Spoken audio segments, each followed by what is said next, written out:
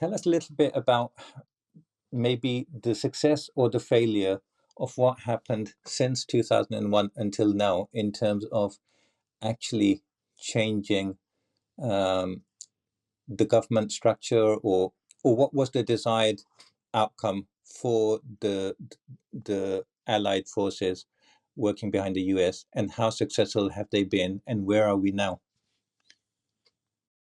Yeah, so uh, actually, most of the time when it comes to deconstruct the overall situation in Afghanistan, there are multiple approaches, which Mm. include the the U.S. perspective as well as the regional perspective, and there is again one inward perspective of Afghanistan, Afghani experts as well.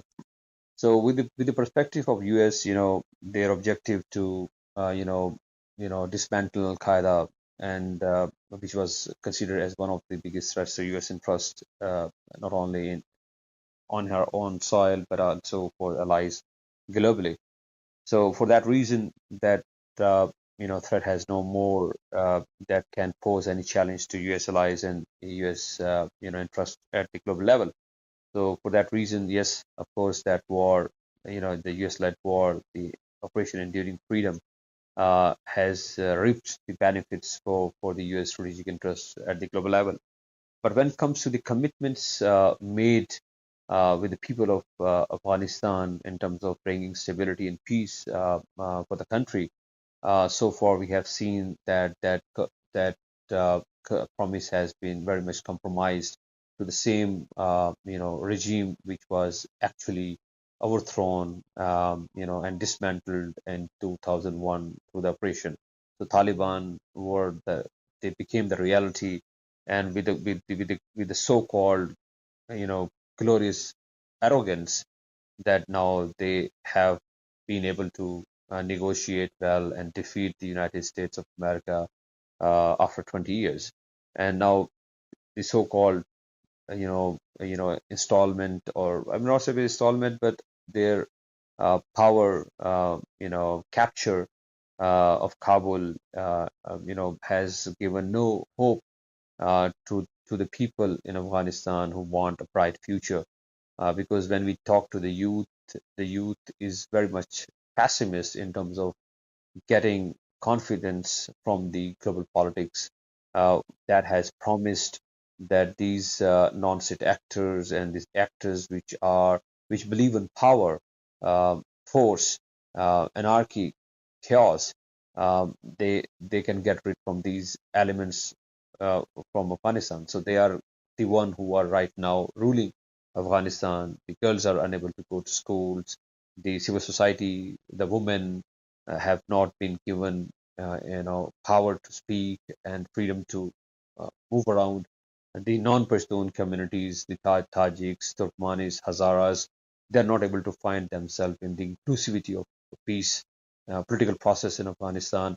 So, what about the governance system of 34 provinces of Afghanistan, where Pashtun Taliban are nothing to do because their own local cultures, their tribal understanding, their linguistic pride, how it is going to end up into social contract of Afghanistan, how the aspirations and hopes are going to get aligned with the 21st century, the norms and values. So all these challenges are causing a lot of problem with the inward, pushing of political process in Afghanistan. So which is a dilemma, which is a casualty at the end of the day. So the regional perspective, again, the Pakistan's tireless efforts. We know that more than 80,000 uh, lives have been sacrificed by Pakistan. Pakistan is not a country that can be forgotten when it comes to measure and calculate the destruction and damage and a cost that any nation has paid in the world. So Pakistan's 80,000 people they lost their life. Billions of US dollars, more than 120 billion US dollars have lost by Pakistan in this war. But again, the same country, after giving so much sacrifices, the same country, the Pakistan, is facing dilemma from Afghanistan. The TTP, the so-called Tehreek-e-Taliban Pakistan, is operating in Afghanistan, and they are still causing a lot of damage and insecurity to the peace to and economic stability to Pakistan. And there are some non-state actors who are still using the territory of Afghanistan against the interests of Pakistan. So overall, within the regional perspective, within the inward perspective of Afghanistan, the hope had been, died with the achievement of political objective of the United States. So it's not that I'm not trying to refer here that it is a fault, a deliberate fault within the U.S. strategy, but I'm just talking about a global perspective in terms of uh, connecting the dot of a reality which is persisting today.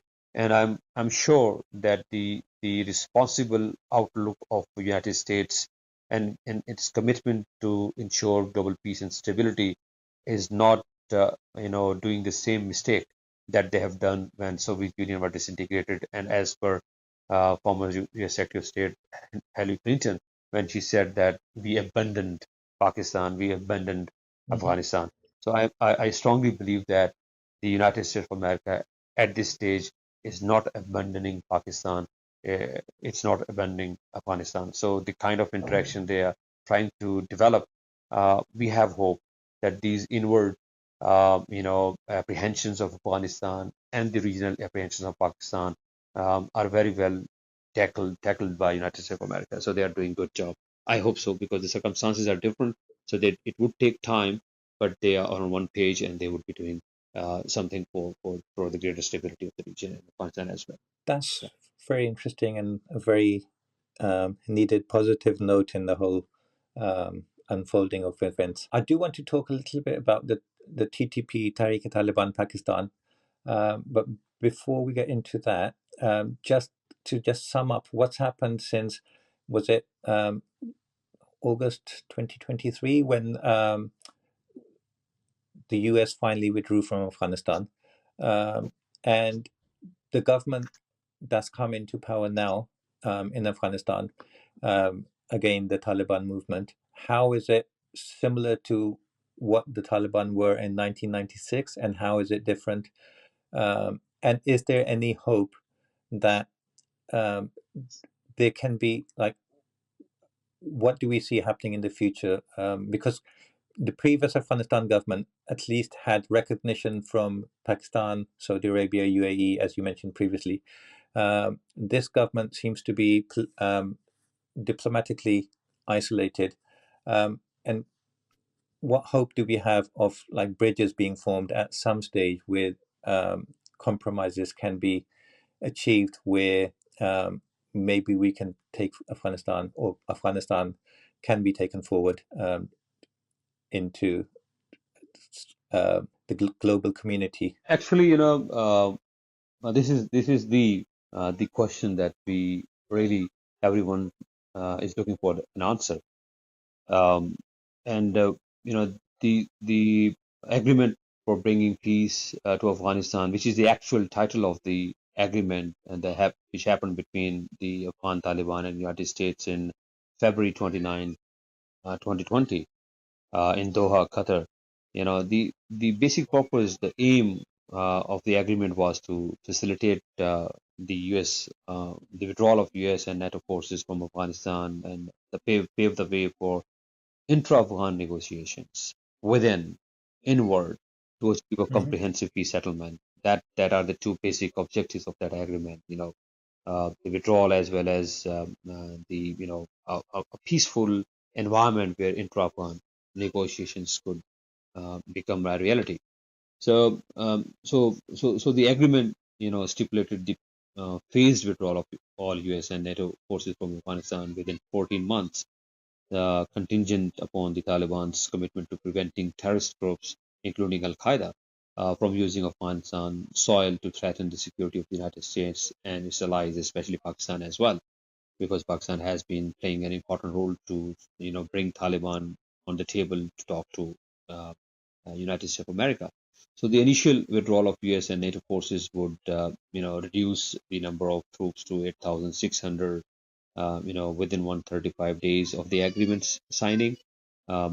further troop reductions would occur in subsequent phases with the goal of a complete withdrawal by May 2021. That was the actual agreement we was talking about. Another phase of the agreement was called, for a reduction in violence between the Taliban and Afghan security forces, leading to a nationwide ceasefire.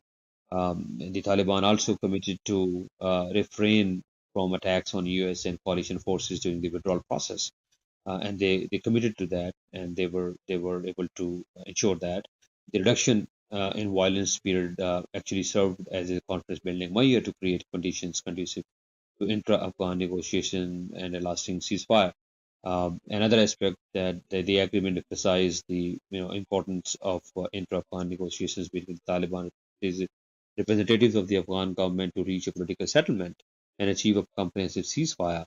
So the intra-Afghan negotiations were expected to address key issues, including power sharing arrangements, the future government structure of Afghanistan, the rights of women and minorities, and the implementation of a permanent ceasefire. So the agreement was a very holistic, questioning of or aiming peace and stability in Afghanistan. So the Taliban also committed to prevent terrorist groups, including Al Qaeda, from using Afghan soil to plan and conduct attacks against the U.S. and its allies, as I've already said that. So these, including prisoner release. So this agreement has been the fundamental document to lead the post-US withdrawal scenario and situation within Afghanistan. But unfortunately, as we knew that it did not happen, the Taliban took over the in Kabul with force, and the Ashraf Ghani has to run amok. So the afterwards, nothing was appropriately done by Taliban's, the Afghanistan Taliban.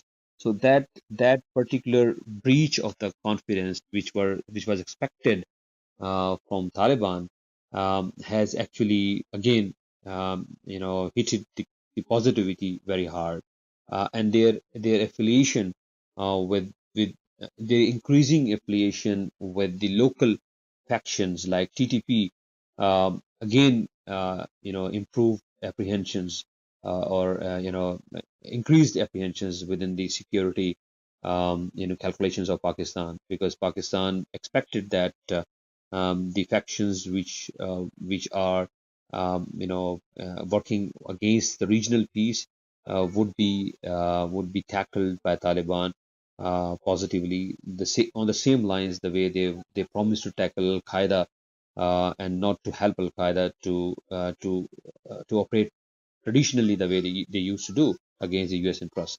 So it is true that Al Qaeda has been not capable to use Afghan soil against any US interest, but it is not true that the local factions like TTP, Tehrik-e-Taliban Pakistan, is dismantled by the Taliban. Actually, the information comes, and we have seen many times that within Taliban, there are certain groups in Afghanistan which harbors and facilitate and abet, Tehrik-e-Taliban Pakistan against Pakistan's interest.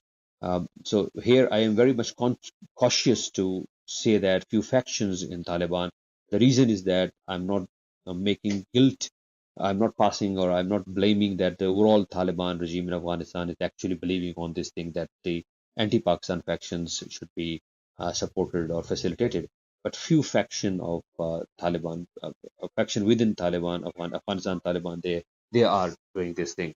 So that's how this particular discomfort at the moment is causing a kind of tit for tat political posturing by Afghanistan's regime, as well as by Pakistani government. So this is something that United States of America needs to address, and I am sure, as I have already mentioned, that at the top level, political negotiations are happening between Taliban, Afghani Taliban, Pakistan, and the Americans to settle down this issue on a peaceful way.